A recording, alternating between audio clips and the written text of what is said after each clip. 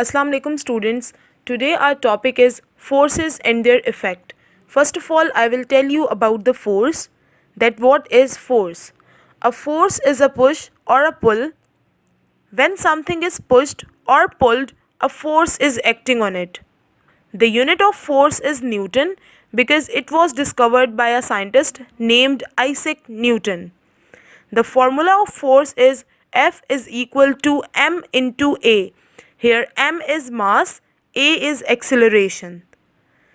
Actions such as stretching, pressing, lifting, hitting, they all involve push and pull. So they all are forces. Okay? Now here you can see the second slide, that is effect of forces. Here you can see four effect of forces. First of all, I will tell you about the first effect of force, that is force can make an object move.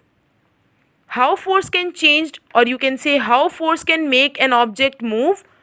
When an object is in resting or stationary position, the force can move that stationary object. Here we take an example of stationary space shuttle, that a large force is needed to launch, or you can say to start, that stationary space shuttle into outer space. Now here you can see a picture. A footballer can kick a stationary football so it can start moving. Second effect of force is force can stop a moving object. So students, force can also stop a moving object. Force can also speed up, slow down, or initiate any moving object. Here you can see a picture, students. A goalkeeper uses his hands to stop a football from rolling into the net. So here, what is the effect of force? Force can stop this moving football. Now students, third effect of force is that the force can change the direction of moving object.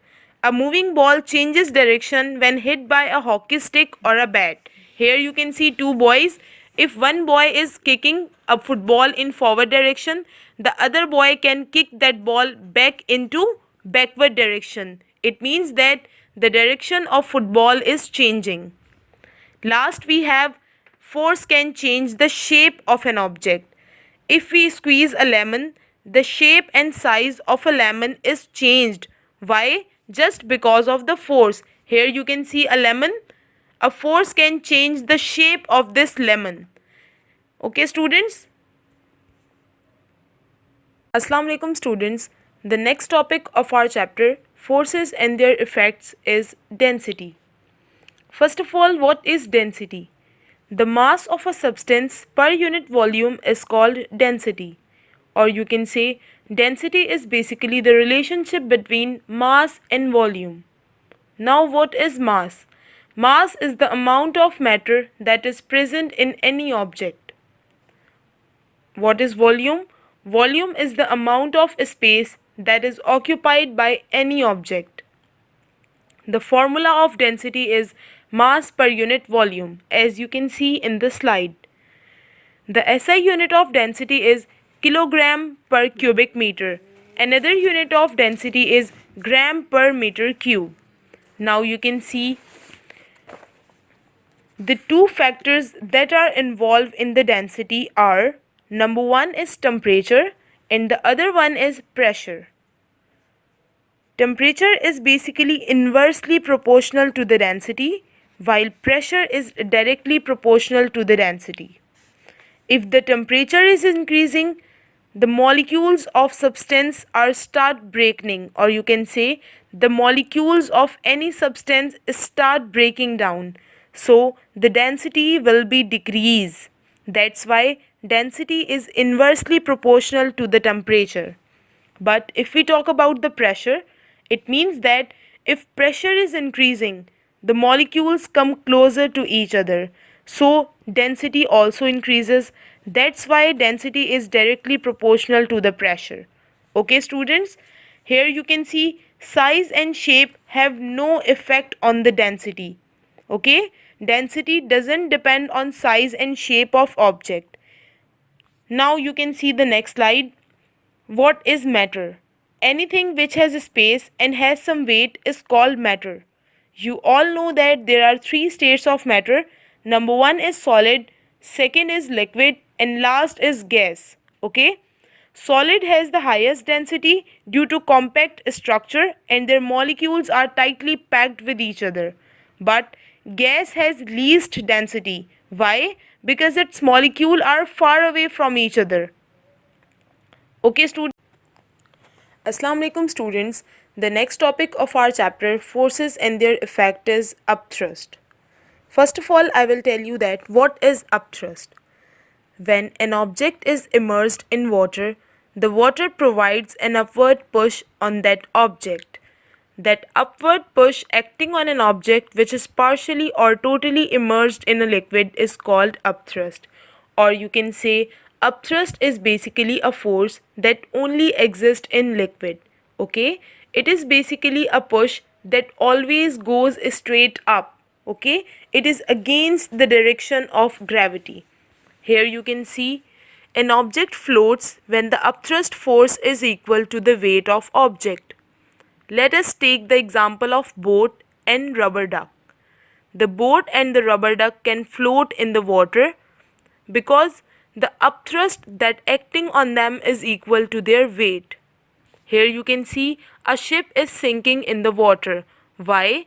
Because the upthrust force and the weight of that ship is not balanced. Here you can see, students, two balls.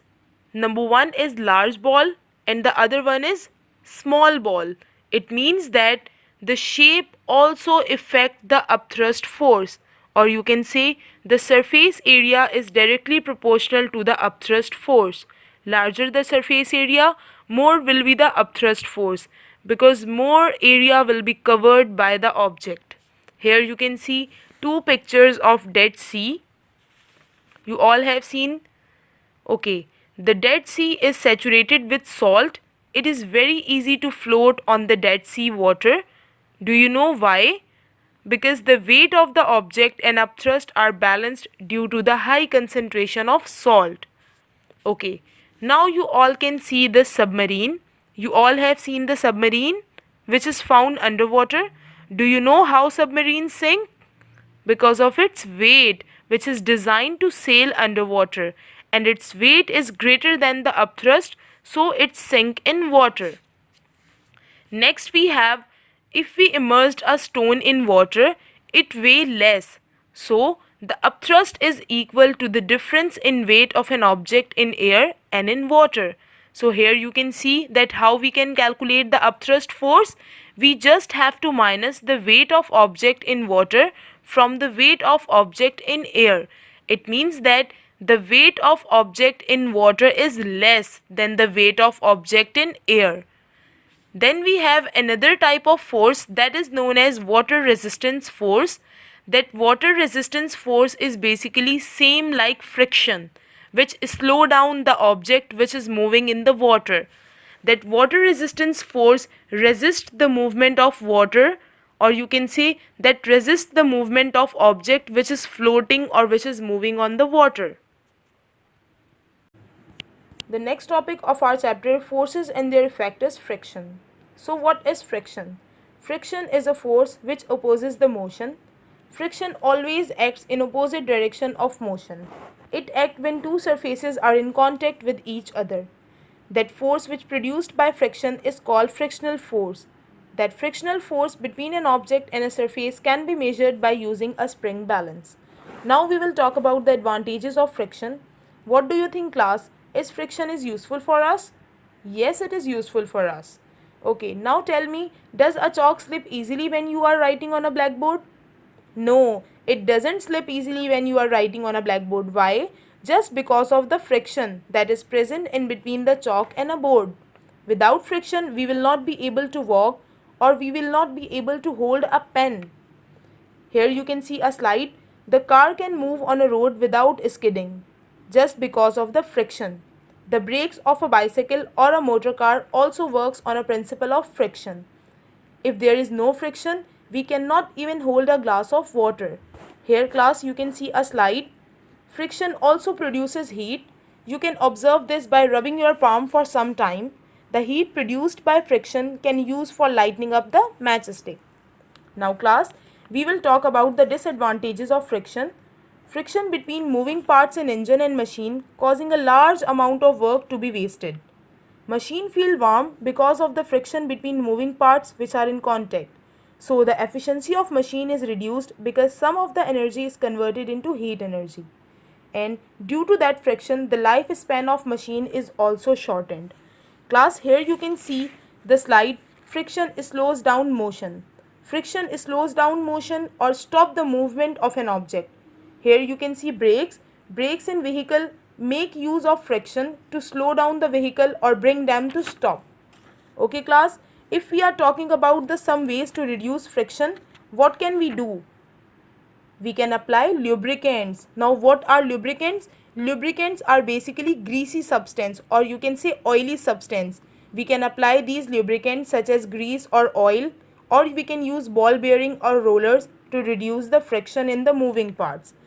But if we want to increase that friction, so what can we do? We can use the treads that are present in tires, or you can see that treads in the soles. You can see that these tread in the soles of your shoes, which can be used for the increasing of friction. So now we conclude our topic that friction is basically very useful thing for us, but in some condition it is harmful for us.